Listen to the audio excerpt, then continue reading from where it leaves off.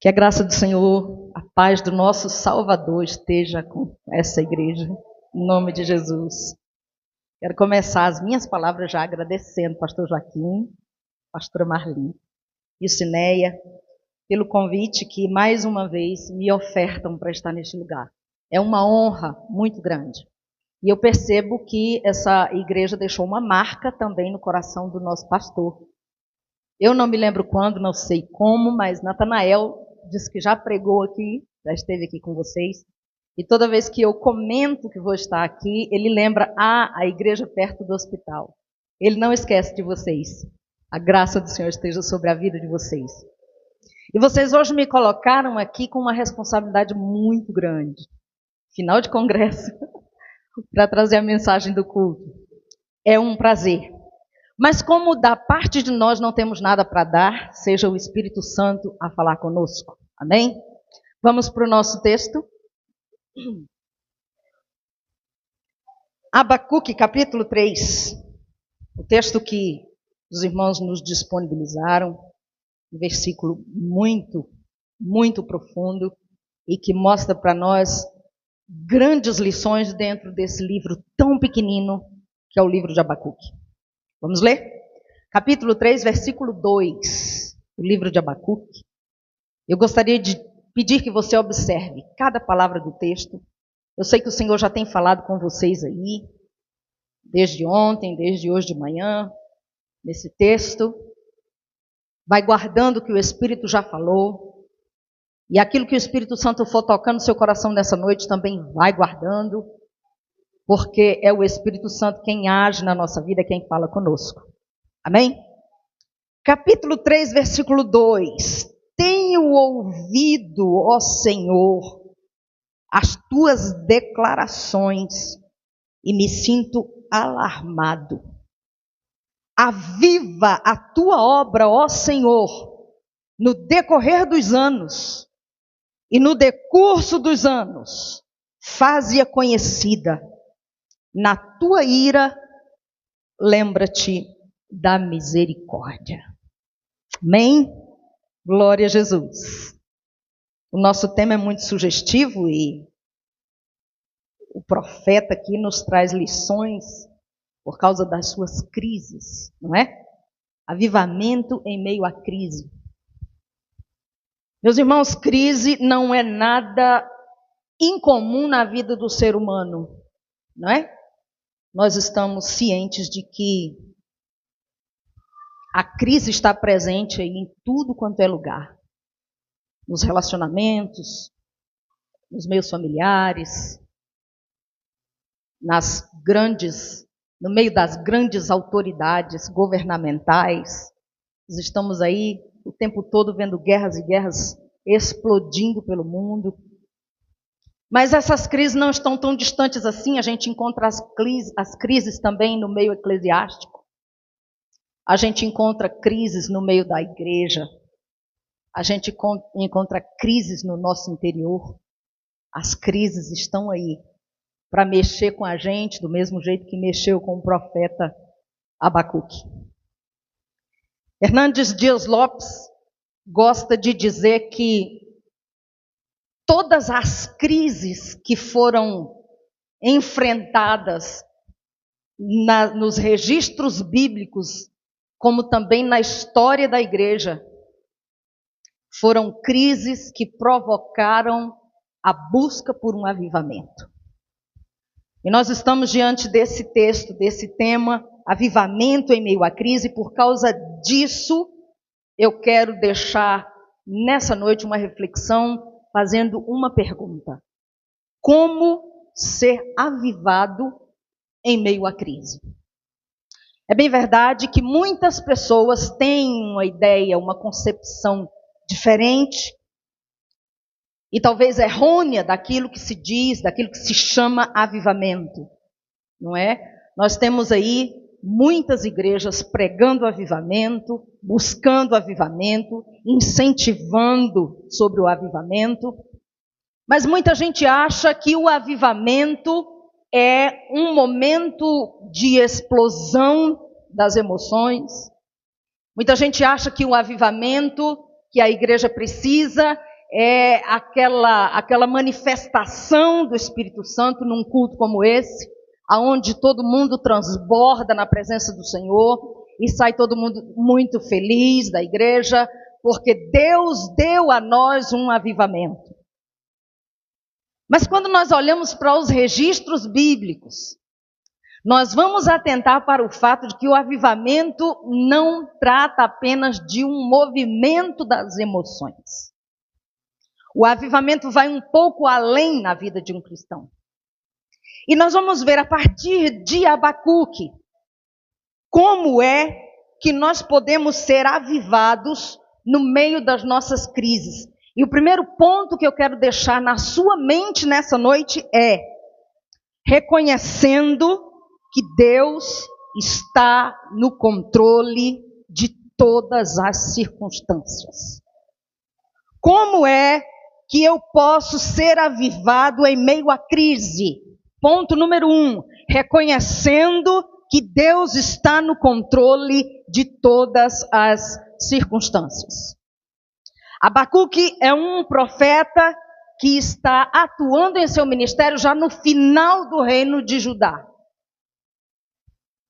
O reino do norte já havia, há pelo menos 100 anos, sido enviado para o cativeiro, porque avisado por Deus dos seus pecados, durante 209 anos, que foi os anos da sua duração, ora servia a Deus, ora não servia a Deus, ora servia a Deus, ora não servia a Deus. E grande parte do período do Reino do Norte, os irmãos conhecem essa história, foi de dura cerviz, distanciando-se dos caminhos do Senhor. Aqui, nesse momento, resta ainda o Reino do Sul, e o profeta Abacuque encontra-se extremamente preocupado, porque Judá está nos mesmos caminhos que andava o Reino do Norte, o Reino de Samaria. Ora serve a Deus, ora não serve a Deus. Ora acredita em Deus, ora não mais crê em Deus. Ora está firme, avivado, confiante, ora está cheio de gás, ora está cheio da palavra, ora está fraquejando, ora está distanciado, ora está cansado, está desanimado. Essa é a condição que está aqui o Reino do Sul. E nós observamos que os tempos passam, mas os homens permanecem. As situações mudam e os homens continuam sendo os mesmos. A máxima de Deus é: arrependei-vos e vivei. Ou não arrependei-vos e sofram. Mas Judá está aqui insistente nos seus reinos, nos seus erros, nos seus pecados, na sua insubordinação à vontade do Senhor. E Abacuque se encontra em crise, e a crise que Abacuque se encontra aqui é porque Deus está em silêncio, Deus não fala. Ele não está conseguindo compreender a soberania de Deus sobre a história de Judá, porque a leitura que Abacuque faz da condição de Judá é que o povo está pecando, pervertendo a justiça, insubordinado, não confiam em Deus, não cumprem os mandamentos de Deus, e Deus está simplesmente calado. Abacuque está indignado, Abacuque está inconsolável, e ele entra em crise porque Deus não fala, Deus não se manifesta. Aí nós olhamos para o ministério de Abacuque e o encontramos como profeta, Mas a figura de um profeta é aquela pessoa que representa o povo diante de Deus. O profeta é aquele que vai diante de Deus para ouvir a palavra de Deus e o recado que Deus tem para o povo. O profeta então vem e traz aos ouvidos do povo. Ele volta para a presença de Deus e recebe da palavra de Deus e traz e coloca no coração do povo. Esse é o ministério de um profeta. Ele é um canal que traz a mensagem de Deus para o coração do povo. Mas quando nós olhamos para Abacuque, ele tem uma postura diferente. Se nós formos observar todos os outros profetas que têm os seus ministérios registrados na Bíblia Sagrada, nós vamos encontrar uma expressão similar, uma expressão que se repete no ministério de todos esses profetas, e essa expressão é: assim diz o Senhor. É uma expressão que se encontra nas Escrituras por 2.600 vezes. A expressão, assim diz o Senhor, e os seus similares. Mas quando eu olho para o profeta Abacuque, eu encontro um profeta que não vai diante do Senhor para ouvir de Deus e trazer a mensagem para o povo. Eu estou encontrando um profeta que está seguindo um caminho contrário. Ele ouve a lamúria do povo, ele vê o pecado do povo, ele entende as injustiças que o povo está praticando, ele se indigna com a condição pervertida em que o povo de Judá está se comportando, e ele vai para Deus, mas agora a condição que ele vai para Deus não é para receber uma mensagem de Deus, é para falar com Deus, é para confrontar Deus, e é para dizer: por que que eu clamo e o Senhor não responde? Por que que eu digo há injustiça e o Senhor não faz nada? Por que que eu estou dizendo tem violência e o Senhor não salva?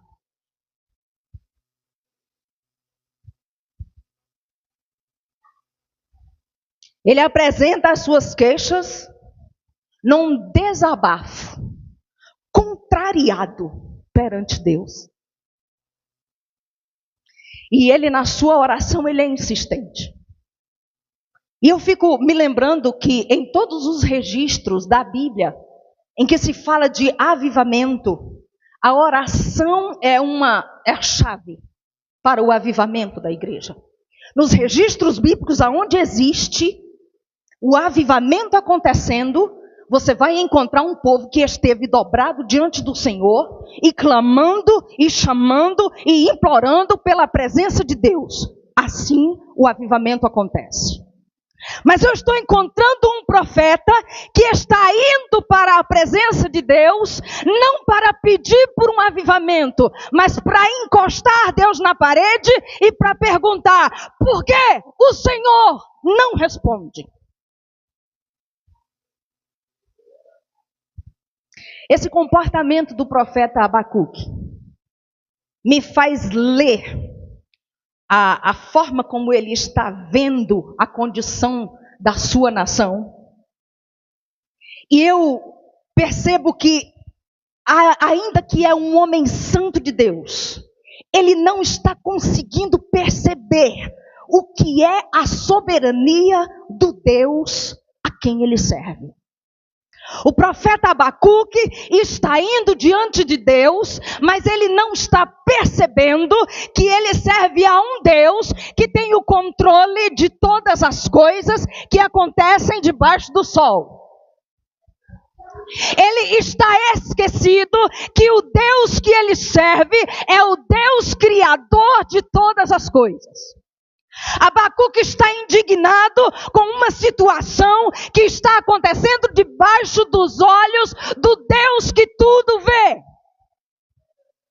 Ele não está entendendo a respeito da soberania de Deus.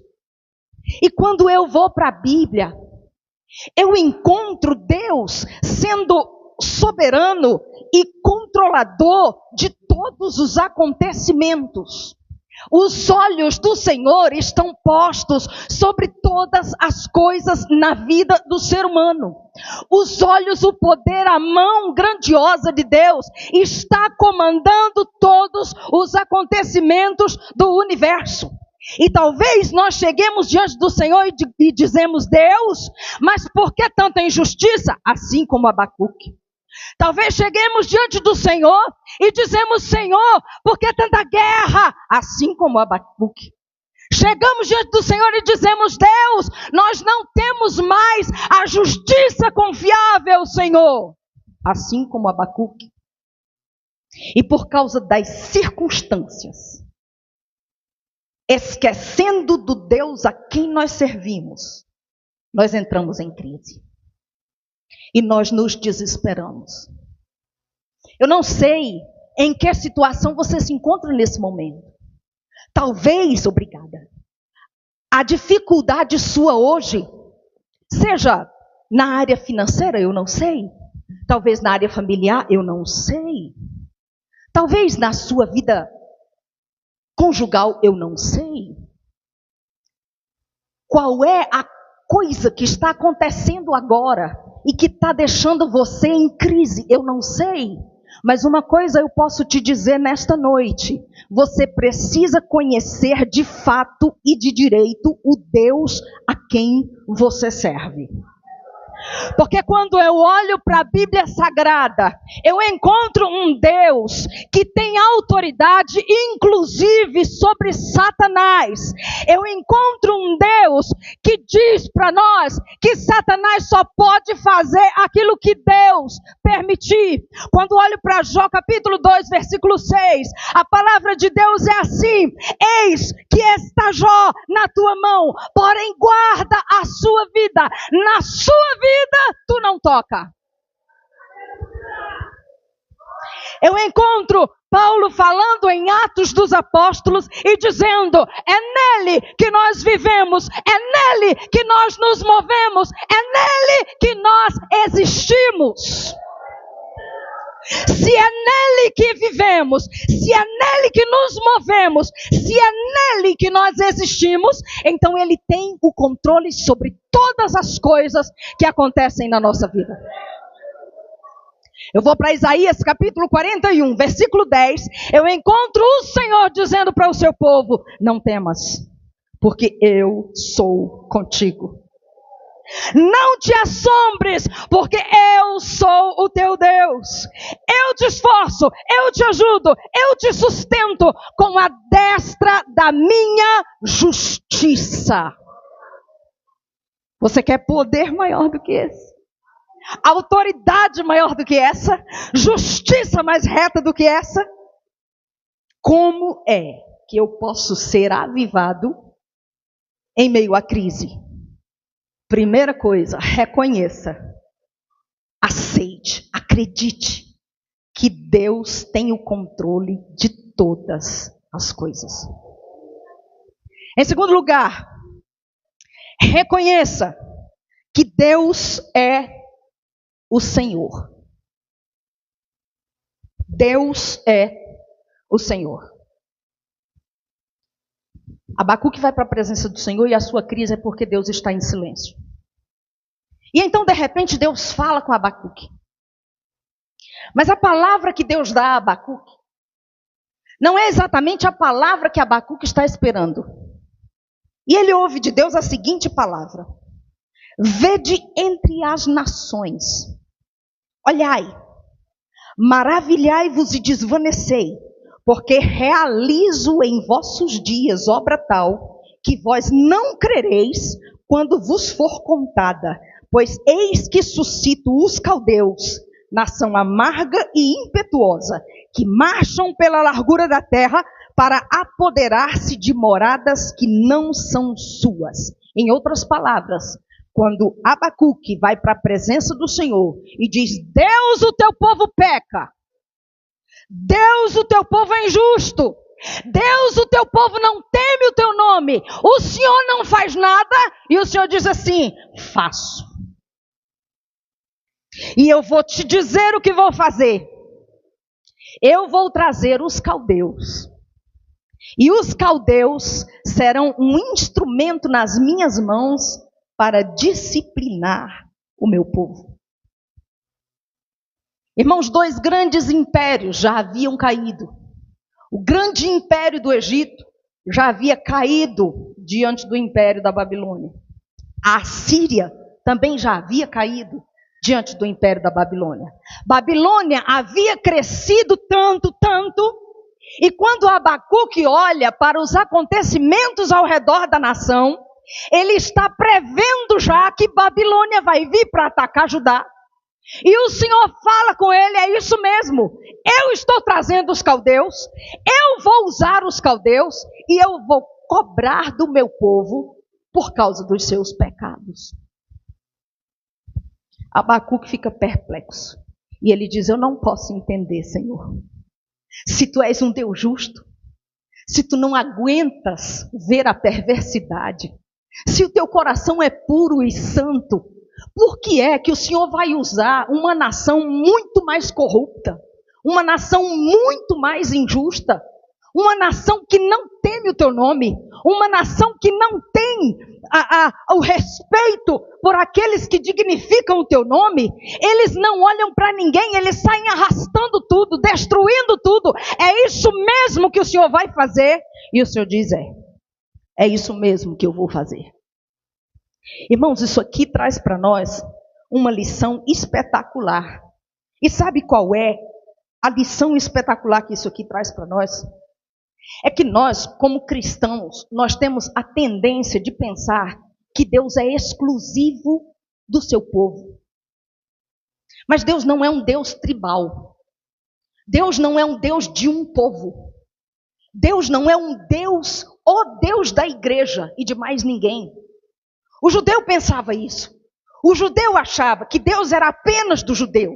E quando Abacuque ouve Deus dizendo, eu estou trazendo os caldeus, quem está fazendo a guerra acontecer não é outro, sou eu. O que Deus está dizendo é, eu sou o Senhor. Eu trabalho no meio do meu povo, mas eu também tenho o controle da vida do ímpio.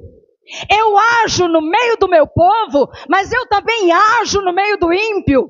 E eu posso usar o ímpio como instrumento disciplinador para o meu povo. O que eu vejo com isso? O que eu vejo com isso é que Deus não abre mão quando nós pecamos. Nós somos o seu povo, nós somos chamados por Ele, nós somos redimidos e resgatados pelo Senhor. Mas Deus não tolera pecado. Deus não aceita quando nós, o povo de Deus, estamos errados. Quando nós, o povo de Deus, praticamos injustiças, os olhos de Deus também estão postos sobre nós. Quando nós, o povo de Deus, estamos agindo com dura cerviz, não queremos nos subordinar à vontade de Deus, Deus age no nosso meio para cobrar de nós uma postura. E é bem possível que Deus use um ímpio lá de fora para tratar conosco. Ele está fazendo isso nesse texto aqui. Portanto, Deus é Senhor de todos. Deus é Senhor da igreja, Deus é Senhor do mundo. Deus controla os acontecimentos da igreja, Deus controla os acontecimentos do mundo. Ele é Deus que criou todas as coisas. E o texto bíblico diz para nós que nele todas as coisas subsistem. Quando o texto diz todas as coisas, é todas as coisas mesmo. É aqui dentro do reino de Deus, é lá fora do reino de Deus. Todas as coisas subsistem na pessoa de Jesus Cristo. O problema nosso são os nossos pressupostos teológicos. O problema nosso é a forma como nós conhecemos Deus. Você sabe que Deus se revela para nós. Que Deus se revelou desde sempre para nós. Foi pela natureza, foi pelas suas obras, foi pela manifestação da sua graça, foi pela presença do Filho que veio, o Verbo que se fez carne. Hoje nós temos a Bíblia Sagrada nas nossas mãos. Nós temos a revelação de quem é Deus. Mas o grande problema de muitos, assim como é o problema de Abacuque nessa situação, é porque ainda não compreendeu a forma como Deus age. Ainda não compreendeu como Deus é. Porque para Abacuque, essa situação que ele está vivendo está totalmente fora daquilo que ele conhece de Deus. Se Deus é um Deus que não suporta o pecado, se Deus é um Deus que não suporta a injustiça, se Deus é um Deus que não aguenta ver as coisas fora de ordem, fora daquilo que ele determinou, Abacuque não consegue entender por que Deus aparentemente se apresenta quieto. E o Senhor fala com Abacuque: eu não estou quieto. Você está vendo tudo parado. Você não está vendo acontecer nada. Mas eu não estou quieto. Eu já estou forjando um trabalhar. O meu povo pecou. O meu povo foi avisado. O meu povo precisava se arrepender. Não se arrependeram. Eu estou trazendo os caldeus. Judá vai para o cativeiro. E Abacuque está impressionado. Ele não consegue entender como é que Deus age dessa forma. Esse é o Deus que ele serve? Sim, esse é o Deus que ele serve. Você sabe por que muitas vezes nós não conseguimos, às vezes até mesmo ter paz e a crise toma conta do nosso coração? É porque nós queremos que Deus seja aquilo que nós construímos para que Ele seja. Nós criamos um Deus na nossa teologia. Nós forjamos um Deus de acordo com aquilo que nós queremos que Ele seja. Mas Deus não é assim. Você se lembra da época em que Israel estava guerreando contra os filisteus, naquele momento em que Samuel está ainda como um profeta em Israel, mas ainda bem no começo do seu ministério. Os filhos de Eli ainda estão vivos, Eli ainda está vivo, mas a Israel vai para a guerra, e lá na guerra contra os filisteus, Israel é terrivelmente abatido, é vencido de uma forma ridícula, e eles não entendem. Quando aquela batalha termina, eles se reúnem e eles vão conversar e eles vão discutir por que Deus não nos deu a vitória. Nós não estamos entendendo. Os sacrifícios que era para fazer, nós já fizemos. Tudo que Deus determinou para a gente fazer quando a gente for para a guerra, nós já fizemos tudo. Mas nós chegamos aqui e nós fomos derrotados dessa forma. Então o texto diz para nós que os anciãos, ora, quem são os anciãos? Os anciãos são aqueles que entendem a respeito de Deus. Os anciãos, especialmente no contexto de Israel, são aqueles que têm experiências com Deus, porque eles já viveram ao longo das suas vidas experiências com Deus. Os anciãos se reúnem e dizem assim: nós temos uma solução. Se nós formos até Siló, trouxermos a arca do concerto para o campo de batalha, essa arca do concerto estando aqui, não tem inimigo que nos vença, nós vamos vencer de lavada. E a Bíblia diz que o júbilo do povo, quando a arca chegou no campo de batalha, foi tão forte, foi tão alto, foi tão vibrante, que os inimigos ouviram lá no campo dos filisteus e começaram a tremer de medo e disseram: agora nós estamos derrotados, porque os deuses deles acamparam ali com eles. Homens, sejam fortes, porque nós poderemos ser vencidos pelos israelitas. Pense, o júbilo de Israel foi tão forte, a festa de Israel foi tão grande, acreditando que Deus estava no meio deles, porque eles criam que o simples fato de a arca da aliança estar no meio deles era suficiente para Deus estar no meio deles. Criaram um Deus que não existia. Provavelmente por causa dos rituais que eles vinham vivendo, eles não entenderam o que Deus estava falando a respeito da arca, da presença de Deus ali na arca, e eles agora criaram um Deus que não foi o Deus que se revelou para eles. Quantas vezes nós fazemos isso também, irmãos? Nós criamos um Deus de acordo com a nossa concepção. Nós não olhamos para a Bíblia Sagrada com o intuito de aprender quem é o Senhor. E o texto sagrado nos instrui, nos orienta, que nós conheçamos e que nós prossigamos em conhecer o Senhor. Sabe, enquanto vida você tiver sobre a face da terra, a sua responsabilidade é de adentrar a palavra de Deus, as escrituras sagradas, para descobrir quem é o Senhor que você serve. Eu estou aqui com um profeta que ele tem provavelmente aqui um conceito equivocado, porque ele não entende que Deus também é Senhor na vida dos caldeus. Como é que eu posso ser avivado em meio à crise? Terceiro lugar, reconhecendo que Deus sempre tem o melhor para o seu povo, ainda que seja o cativeiro,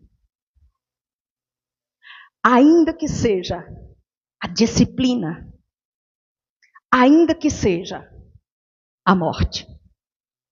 Deus é dono de tudo. Deus é quem manda em tudo. Deus é quem determina o que vai ser, o que não vai ser. A vontade de Deus é que é imperativa sobre a face da terra. Mas nós costumamos criar um plano, traçamos a linha, queremos que Deus trilhe essa linha, e nós oramos e clamamos e dizemos: Deus, age assim, age assado, e quando Deus não faz, nós nos decepcionamos com Deus e dizemos: mas por que, Senhor? Eu costumo dizer que Deus é especialista em frustrar a expectativa de crente. Mas por que Deus faz isso? É porque Deus é cruel? É porque Deus não ama o seu povo? Não, irmãos, a falha está em nós. Nós é que precisamos conhecer o Deus a quem nós servimos. Reconheça que Deus tem sempre o melhor para o seu povo. A disciplina é um dos métodos da pedagogia de Deus. Quando chega no capítulo 2, o profeta diz o seguinte: por-me-ei na minha torre de vigia, colocar-me-ei sobre a fortaleza, vigiarei para ver o que Deus me dirá. Aí Deus fala com ele. Deus diz: Abacuque, escreve. Mas escreve grande. Porque eu quero que todo mundo veja a mensagem que está sendo entregue para a nação. Escreve grande, porque todo mundo que passar correndo vai ter condição de ler. Qual é a mensagem, Senhor? Judá vai para o cativeiro. Eu, o Senhor, estou trazendo os caldeus. E os caldeus vão invadir esta terra e vai levar vocês para o cativeiro. Pense você, que quando termina esse texto do capítulo 2, o Senhor diz o texto diz para nós assim: o Senhor, porém, está no seu santo templo, cale-se diante dele toda a terra. Entendeu, Abacuque? Eu estou no meu santo templo e quem fala sou eu. Entendeu, Abacuque? Coloque-se no seu lugar e cale-se, porque eu sou o Senhor e quem fala sou eu, Abacuque. Irmãos, servir a Deus, ser fiel a Deus, conhecer a Deus, é entender que Deus tem um comando de todas as coisas, que Deus está olhando para toda a situação, que tudo está no controle das suas mãos e que Ele faz o que Ele quer. O problema é que nós entendemos que quando falamos que Deus faz o que Ele quer, é vitória para o seu povo. Quando Deus fala que faz o que Ele quer, é porque o Senhor vai dar a vitória que nós estamos esperando. Quando nós entendemos que Deus tem o controle de todas as coisas e Ele faz o que Ele quer, aquilo que eu projetei na minha mente é aquilo que o Senhor vai fazer. Mas Deus está assentado no seu templo. cale-se diante dele toda a terra. Se ele disser que não vai, você não vai. Se ele disser que você vai, você vai. Se ele disser que não vai te dar, ele não vai te dar.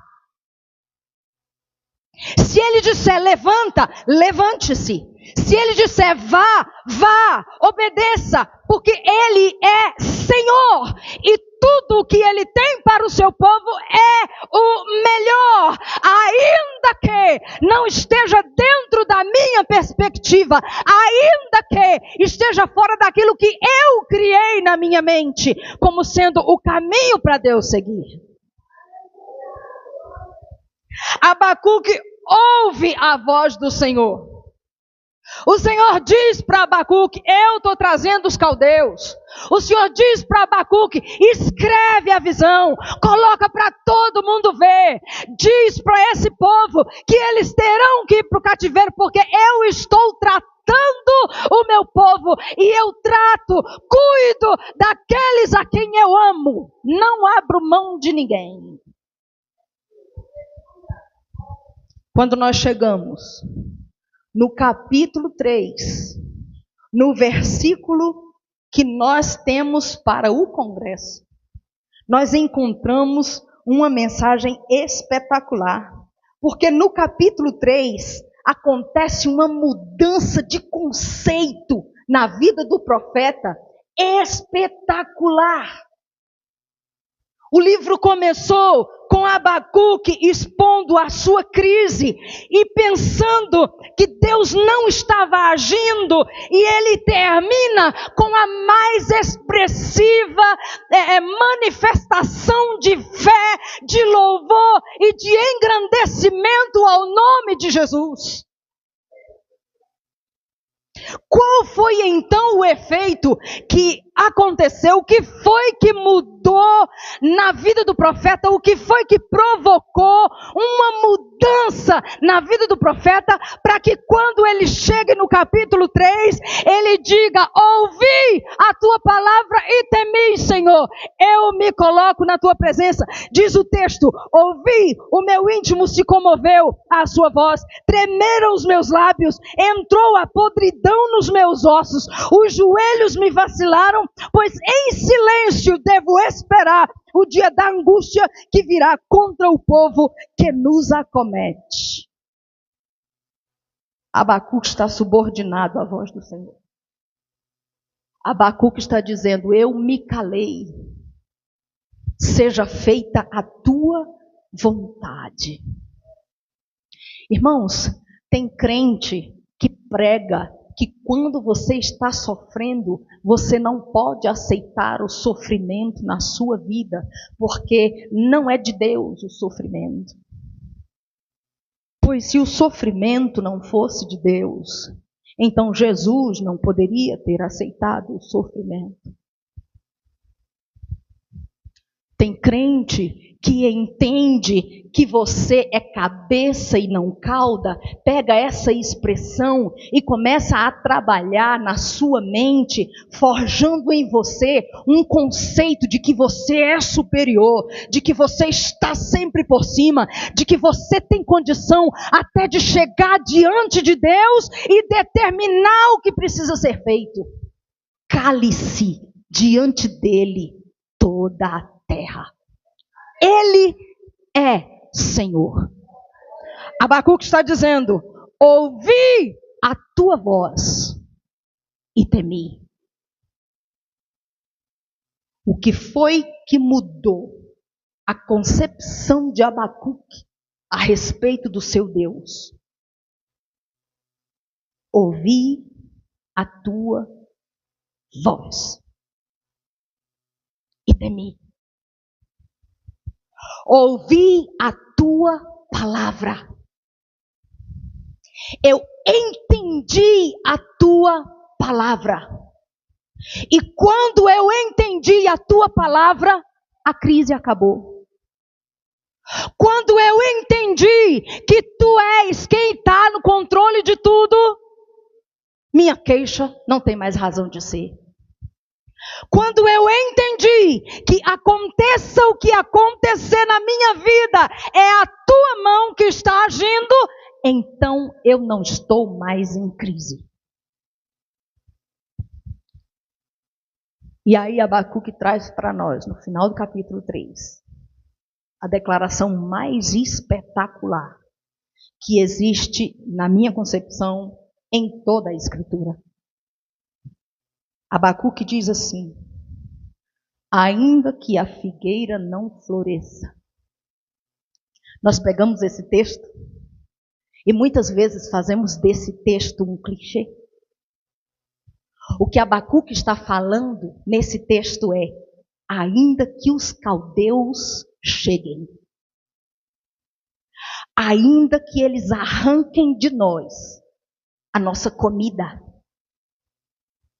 ainda que eu olhe para os currais e veja os caldeus arrastando tudo e levando tudo e nos deixando sem nada.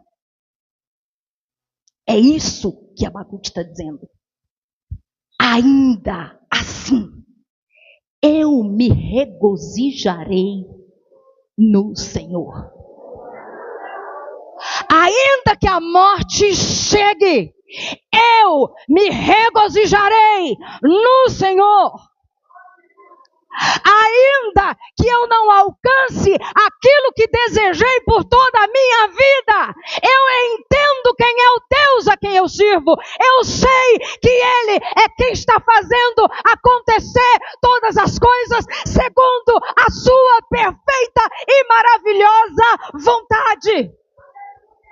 Ainda que Ele diga não aos meus projetos, ainda que eu veja tudo desfacelar diante dos meus olhos,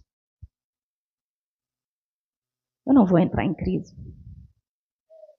Eu não tenho por que entrar em crise, porque eu sei quem é o Deus a quem eu sirvo. Ele não depende de mim para agir no mundo, controlando todos os acontecimentos. Não preciso eu fazer qualquer coisa que seja, ou me esforçar de qualquer maneira que seja, para que Ele haja. Ele vai agir, eu querendo ou eu não querendo. A vontade de Deus é e sempre será imperativa.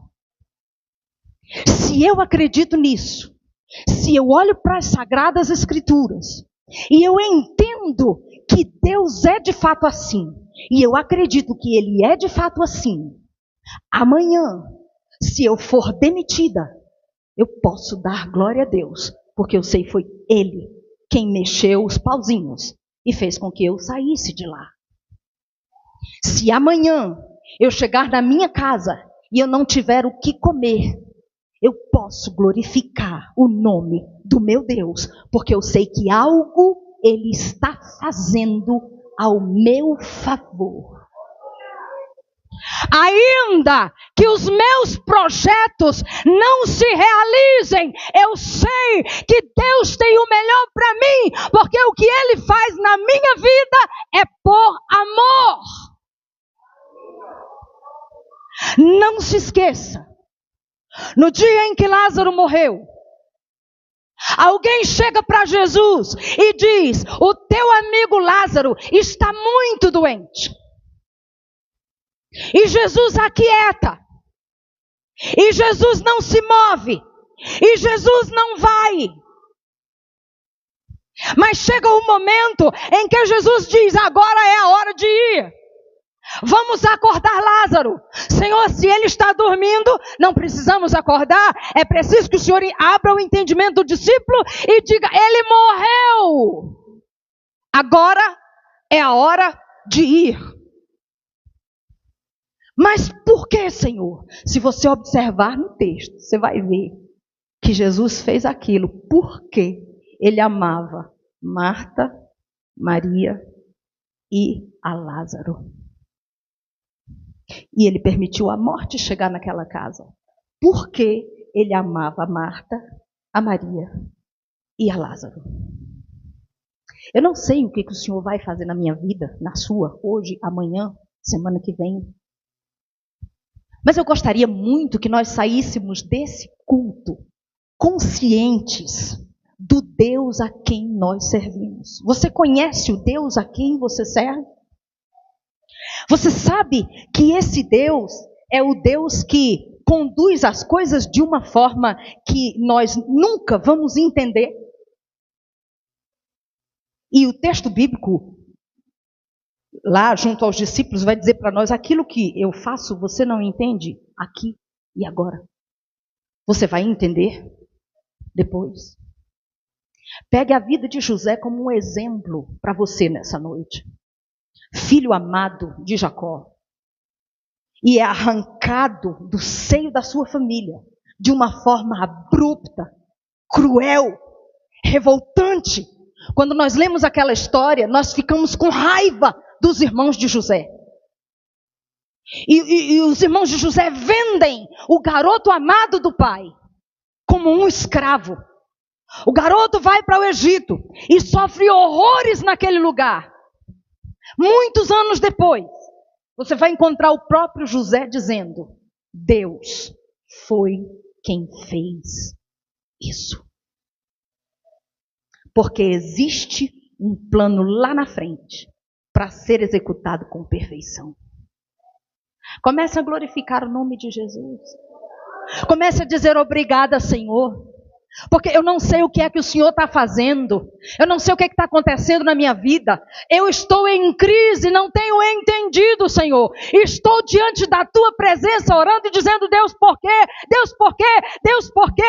Mas nessa noite o Senhor está dizendo: para de perguntar por quê. E comece a dizer: obrigada, Senhor, obrigada, Senhor. Ainda que eu não entenda, foi o próprio Cristo quem nos ensinou, dizendo: em tudo dai graças, porque essa é a vontade de Deus. Permita-se mudar, como Abacuque mudou. Começo do livro, ele vai para a presença de Deus para confrontar Deus. Quando termina a história, ele está dizendo: aconteça tudo, Senhor, do jeito que o Senhor falou. Eu vou me alegrar e me regozijar no Deus da minha salvação. Amém? Que Deus nos abençoe. Que Deus faça com que nós tenhamos a capacidade de crer no Deus que nós servimos. Entender quem é o Deus que nós servimos. E quando formos nos colocar a estudar sobre quem é esse Deus, peçamos o Espírito Santo para nos revelar os detalhes a respeito desse Deus. Descubra quem Ele é, como Ele age, a forma como Ele trata o seu povo. Acredite que Ele tem todo o controle de todas as coisas na palma da sua mão. E ainda que nessa noite você esteja dizendo: Deus, eu estou desesperado, que ainda nessa noite você possa sair desse culto dizendo: Deus, eu estou em paz. Faça-se segundo a tua vontade. Que Deus nos abençoe. Muito obrigada.